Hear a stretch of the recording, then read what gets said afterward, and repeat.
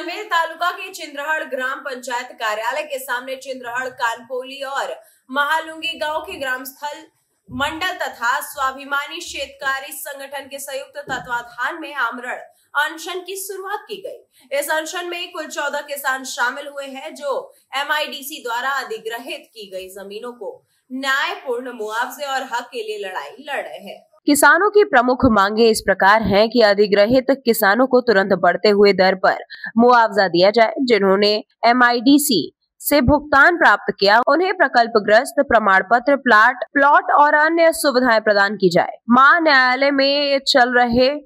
न्यायालय में चल रहे मामलों वाले तथा जिनकी भूमि अधिग्रहित नहीं हुई है ऐसे किसानों को अतिक्रमण हटाकर उन्हें मुआवजा दिया जाए। जब तक मामले न्यायालय में लंबित है तब तक MIDC को संबंधित जमीनों पर कोई कार्रवाई नहीं करनी चाहिए। किसानों का कहना है कि वर्षों से न्याय की मांग करते हुए प्रशासन और MIDC ने उनकी समस्याओं की ओर कोई ध्यान नहीं दिया। इस उपेक्षा के चलते किसानों ने अब आमरण अनशन का मार्ग चुना है। इस आंदोलन को आसपास के गांव के किसानों, सामाजिक कार्यकर्ताओं और स्वाभिमान शेतकारी संगठन के पदाधिकारियों का भी व्यापक समर्थन मिल रहा है।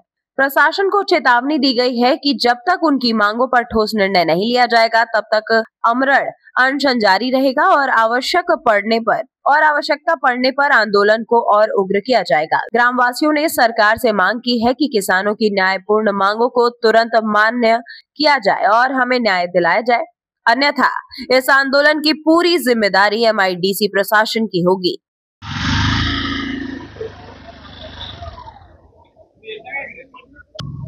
सर, या आमरण उपोषणात सुरू आहे, कशाबद्दल आहे, काय मागणी आहे? नमस्कार मित्रांनो, आज 5/10/2025 रोजी चिंध्रण येथे प्रकल्पग्रस्त चिंध्रण, कानपोली आणि म्हाळुंगी यांच्या संयुक्त विद्यमाने जे आमरण उपोषण होत आहे ते MIDC विरोध होत आहे आणि MIDC ने जे जोर जबरदस्त संपादन चालू केलं आहे त्या विरोधात MIDC ने आजपर्यंत आमची कोणतीही मागणी पूर्ण केली नाही। किंबहुना MIDC संपादन आहे तेच मी म्हणतो बेकायदेशीर आहे। त्या बेकायदेशीर संपादनाविरोधात आणि MIDC ने आजपर्यंत मान्य केलेल्या अटी, उदाहरणार्थ प्लॉट्स म्हणा, शेतीच्या इतर बाबीच्या नुकसान भरपाई म्हणा, किंवा ज्यांनी पेमेंटच घेतलं नाही अशा लोकांच्या जमीन मिळकतीवर अतिक्रमण, ह्या विरोधात आजचं हे आमरण उपोषण आहे आणि त्यासाठी 14 प्रकल्पग्रस्त इथे बसले। तुमची मुख्य मागणी काय आहे?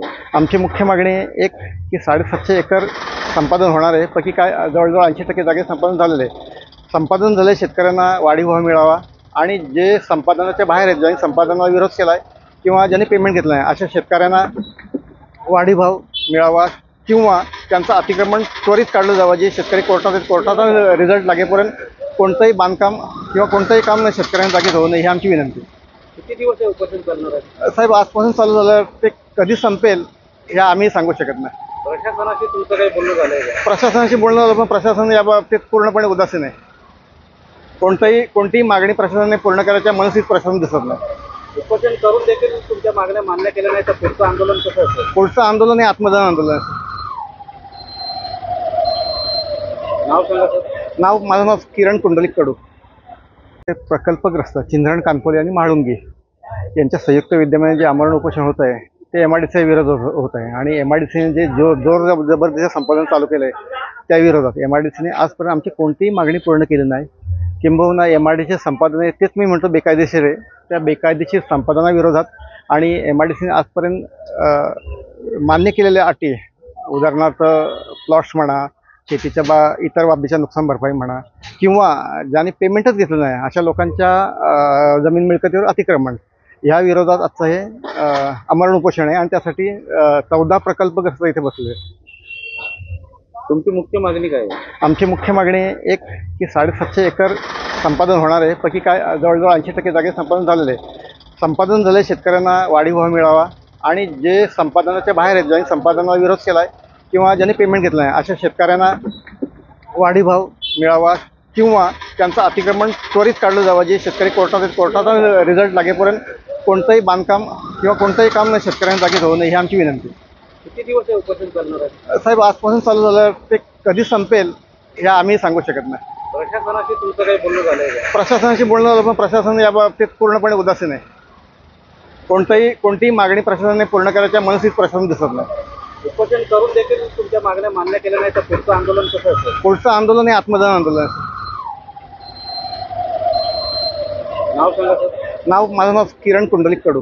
जी मीडिया टुडे के लिए पनवेल से मनोज भिंगाडेर की रिपोर्ट। फिलहाल इस खबर में इतना ही। बने रहिए हमारे साथ, देखते रहिए जी मीडिया टुडे। नमस्कार।